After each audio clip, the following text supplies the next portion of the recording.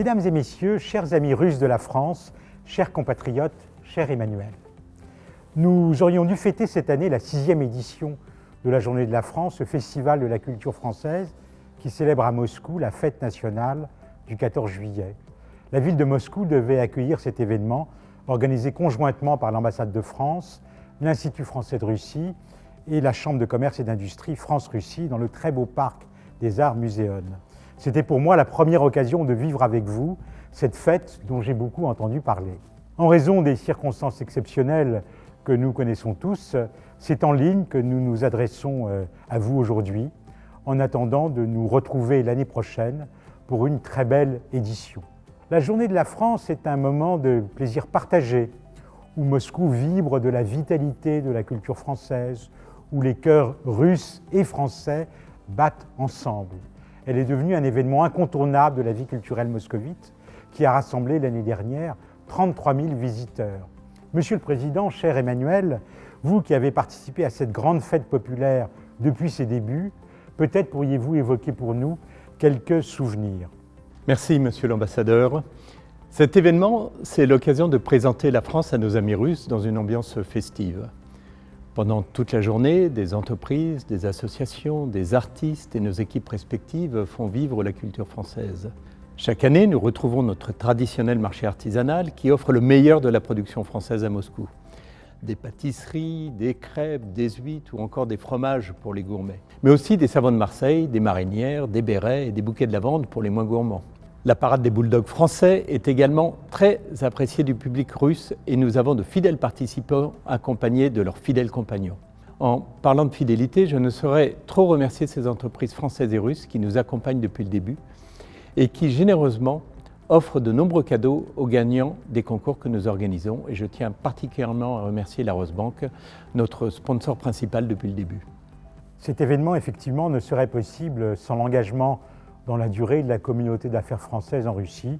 J'ai évidemment une pensée aujourd'hui pour nos entreprises éprouvées par la crise sanitaire.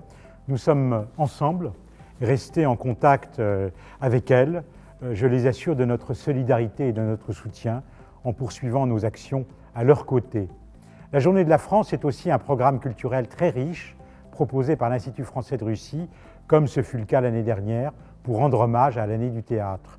Le public se souvient peut-être des mimes aux couleurs de la France, d'un spectacle de marionnettes embarqué dans un véhicule ou encore d'un atelier de théâtre pour enfants.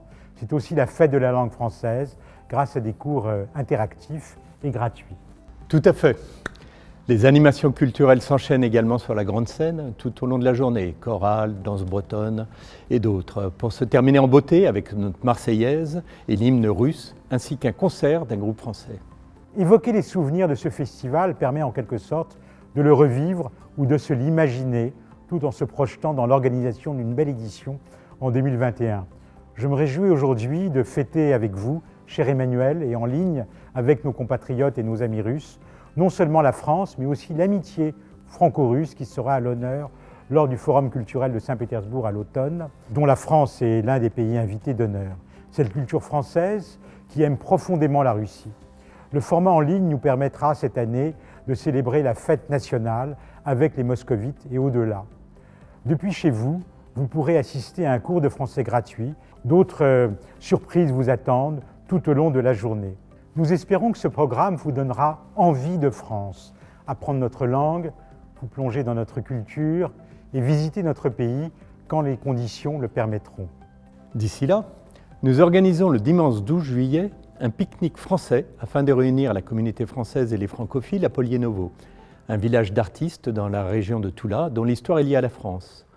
L'événement sera gratuit et sera l'occasion de passer une journée en famille. Les PME françaises pourront vendre leurs produits français. Nous accueillerons des visiteurs de Toula et des villes alentours et nous organiserons des navettes depuis Moscou pour faciliter les déplacements. Le lieu étant aéré, toutes les consignes sanitaires seront respectées. Rendez-vous en 2021 pour une journée de la France sous le signe de l'écologie. Je vous souhaite à tous un excellent 14 juillet. Vive la République, vive la France et vive l'amitié franco-russe.